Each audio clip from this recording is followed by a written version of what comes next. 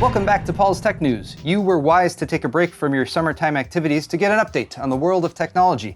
And since I know you only have a few precious moments while you reapply that sunscreen, top off the ice chest, rinse out the beer bong, and empty the sand from your crevasses, I'll just quickly go over how things are going with the GPU market, some ways AI can suck and not suck, and how you can duct tape illegal CPUs to your legs and torso for fun and profits, with only minor risk of long-term imprisonment. Excellent! We begin today with a check-in on the old cursed GPU market, and to be honest, I've delivered a lot of mixed messages in the past few months about the graphics card shortage. Is it almost over? Should we be hopeful? Is PC gaming doomed forever? Today I'm bringing you more of the same, with some good and bad mixed together into a lukewarm, tasteless beige putty. Yes, my friends, we are returning to GPU purgatory. Starting with the good, the number of GPUs being used to mine Ethereum has dropped off sharply in the past 5 to 7 weeks, with the network going from a peak of 643,806 gigahashes per second on May 20th down to 477,535 on June 26th, according to Etherscan.io. This has largely been attributed to the shutdown of many large-scale mining operations in China, where the government is taking action against both crypto mining farms and the institutions providing them with financial services to do business. In some cases, this is leading to what I reported on last week: huge quantities of used GPUs going up for sale on the secondary market. But in others, it's resulting in what I reported on 2 weeks ago, which is that they're simply relocating to places where crypto miners can be free to mine crypto as God intended, with freedom in America. And that could be reflected in the tail end of Etherscan's chart here, which shows a hash rate rebound that kept it above 500K per day since Monday. All that hardware was just offline for a few weeks, so it could be packed in freight containers and shipped across the Pacific. You know, they say the Pacific has no memory. Forgot where I was going with that, but even the mighty Bitcoin has been forced to reduce mining difficulty this week. Adjustments on that network take place every 2 weeks, and on July 3rd, there was a 28% difficulty reduction, which is great news. If you mine Bitcoin with an ASIC setup, that adjustment could double your profits. And PC gamers won't even give you a hard time about it because you're not mining with graphics cards, so we really don't care. Another glimmer of hope shone forth from Europe this week as a 3D Center report on German retail market trends showed a continuing decline in both AMD and NVIDIA GPU list prices. They have dropped to only 53% above MSRP being the prices that they should sell for, and the fact that that seems like such good news is probably a sign of how badly we've all been gaslighted by the market this year.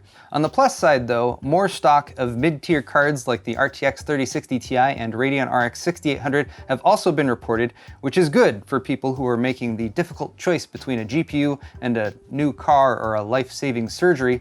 On the minus side, these price drops haven't made their way to other major retailers outside of Germany. And this report from Igor's lab is the final ingredient in the flavorless paste that is my GPU purgatory segment today, where we have unfortunate news. Igor's disreputable board partner informants tell him that Samsung just isn't putting out enough GPUs, that is, as GPU SKUs apart from the RTX 2060 have been severely limited in allocation by NVIDIA.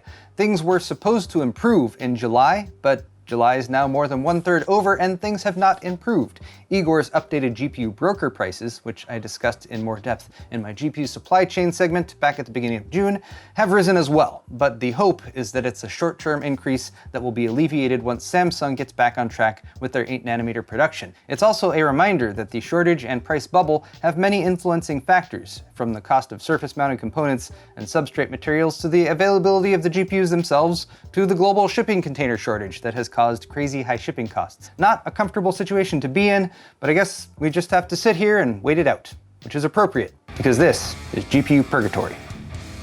My next segment is about artificial intelligence and how it can be used for good or naughty evil. First, AI has been used to monitor politicians who are staring at their phones instead of working and tweet at them. This story is from Belgium, where a digital artist named Dries de Pourteur, which I'm definitely pronouncing perfectly, created a bot that watches Flemish parliamentary sessions streamed to YouTube and uses facial recognition to see who is distracted and staring at their phones instead of legislating. The project and associated Twitter account are called the Flemish Scrollers, and it has already viciously attacked Flemish lawmakers 5 times since launching Monday, admonishing them to please stay focused. God help us if this AI gains sentience and spreads its reign of terror beyond the Vlaanderen realm. YouTube uses AI to feed viewers progressively more terrible videos, says a research study published by Mozilla Wednesday, suggesting that YouTube has put more effort into quelling criticism on this subject than actually improving their recommendation engine.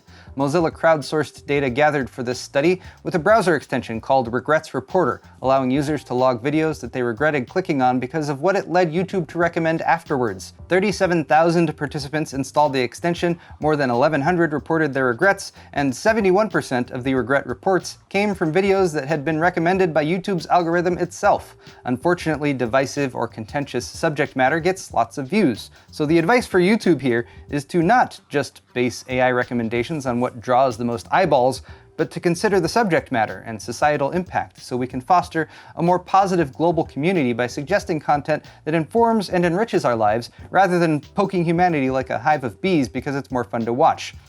I'm sure they'll be getting right on that. You know who we can definitely trust to put AI to good use? China. And they have a cool name for their latest creation. It's called Midnight Patrol, which definitely doesn't sound like a cheesy 80s cop drama, or a porno for that matter, and good thing too, because it's made to stop those damn kids from playing their damn video games. In China, there's a government curfew on gaming time for children, so social media giant Tencent has rolled out Midnight Patrol as a digital drill master to enforce those limits between 10 p.m. and 8 a.m., requiring facial recognition to ensure a youngster isn't logging in with their parent's ID. This applies to Tencent's portfolio of over 60 games, many of which are for mobile phones where Face ID is easier to capture. Well done, Tencent. You stopped those kids from having fun by inconveniencing their parents. Damn kids with their video games. Anyway though, now it's time for Tech Briefs, only the best and most tasty parts of the tech news. AMD had a lot of momentum going this year in the battle with Intel for consumer CPU supremacy, climbing to a 30% share of reported systems on the Steam hardware survey back in June. But just 1 month later, and all their mad gains for 2021 have disappeared like so many RTX 3070 Ti launch GPUs. The 3.4% swing puts them in a worse spot than they were in back in February. So maybe they should consider actually selling their best gaming CPU, which is a 5900X, which is out of stock.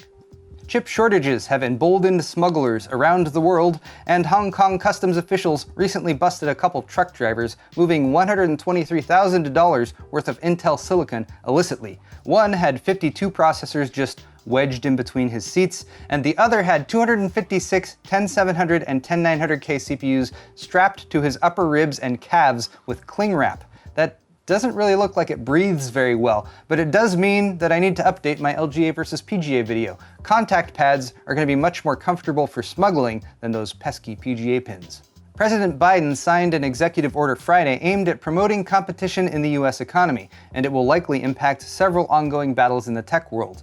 The FCC has been asked to restore net neutrality rules that the prior administration did away with. Big tech has been accused of undermining competition and reducing innovation, and will face increased merger and acquisition scrutiny, and the right to repair movement got a big boost in recognition as well. Naturally, everyone is in agreement on all of these things now, and the problems are solved. I'm just kidding. I mentioned US politics. People are arguing in the comments now, aren't they? Intel's upcoming 12th gen Alder Lake and 13th gen Raptor Lake processor lineups will apparently use the same PCH, or Platform Controller Hub, according to a filing with the SATA I/O organization that mentions both codenames.